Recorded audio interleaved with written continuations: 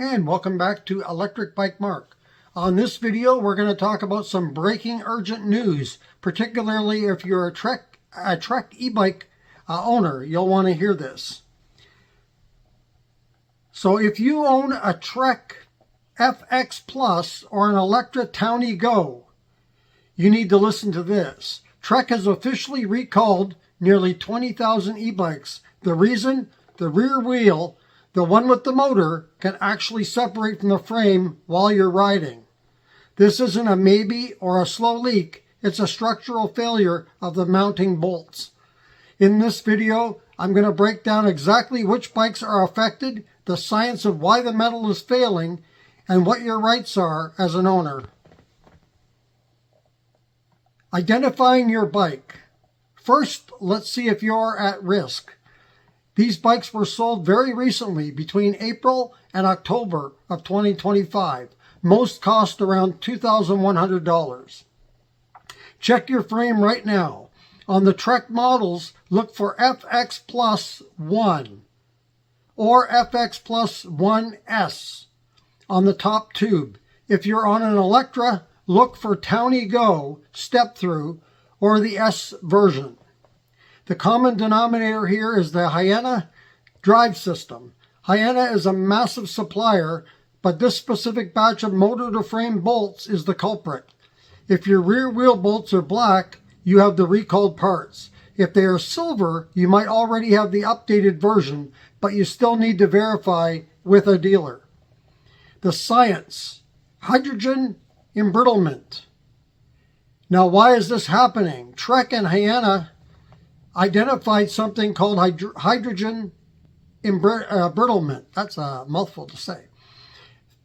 Think of a normal steel bolt. It's designed to be strong, but have a tiny bit of give. During the manufacturing process of these black bolts, hydrogen atoms got trapped inside the metal. Over time, or under the high torque of an e-bike motor, those atoms push against the steel's internal structure. It makes the bolt glass brittle. Instead of a bolt loosening up over time, which you would feel, these bolts just snap. 7 people have already reported this happening. Thankfully, no major injuries yet, but at 20 miles per hour in traffic, that's a nightmare scenario. The Trek response? A $10 credit. So what is Trek doing? They want you to bring the bike into an authorized dealer. They will swap those brittle black bolts for new reinforced silver bolts for free. Trek is also offering a $10 in-store credit. $10. Now, let's talk about that for a second. On one hand, that's a gesture. On the other, many in the community feel $10 is a bit low for a safety issue that could have caused a total wipeout. I'm in agreement on that. $10 is not good. I want to hear your thoughts in the comments. Does a $10 coupon make up for the hassle of hauling an e-bike to a shop? Maintenance advice and industry impact. This recall highlights a bigger issue in the e-bike world. As we move toward more integrated hub motors like these Hyena systems, the stress of those mounting bolts is immense. Unlike a regular bike, an e-bike is pushing power directly through these bolts. Even if your bike isn't recalled, get in the habit of doing a torque check. Give that rear wheel a physical wiggle once a week. If you hear clicking or feel play, don't ride it. Final checklist and wrap up.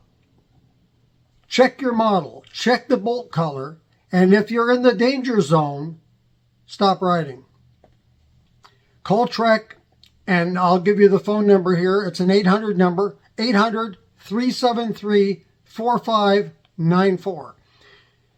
I'll keep a pinned comment below with an update as they come in. In this video, if this video helped you, share it with your local riding groups, because there's a lot of folks out there that ride Trek, and probably these models. I personally haven't ridden those, but you might have, and we definitely want to keep you safe and forewarned.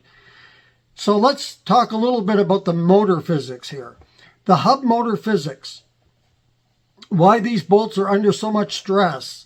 The Hyena hub motor used in the Trek FX Plus is a geared hub motor, unlike a mid-drive where the power goes through the chain. A hub motor applies instant torque directly to the axle. Every time your PAS, which is the pedal assist, from a stop, that motor is trying to twist itself out of the frame. The only thing stopping it are those two bolts. The torque arm discussion. In high-end e-bikes, we usually see heavy-duty torque arms. In these lightweight commuter models like the FX Plus, the design is more streamlined. That means the bolts aren't just holding the wheel on, they are acting as the primary anti-rotation device. If that metal is brittle due to the hydrogen issues we discussed, the twist of the motor basically shears the bolt head right off. Why black bolts? You might wonder why they were black in the first place. Usually that's a black oxide coating or a specific zinc plating. The chemical base used to create the black finish are often used with hydrogen atoms sneak into the steel. Silver bolts are typically galvanized or stainless, which uses a different chemical process that doesn't carry the same embrittlement risk. The recall logistics and dealer reality. The dealer's burden. Think about the scale of this. 20,000 bikes. That's 40,000 bolts that need to be tracked, shipped, and installed. When you call your local Trek shop, be patient. They are dealing with a stop sale order, meaning they can't sell any FX Plus bikes currently on their floor until they are fixed.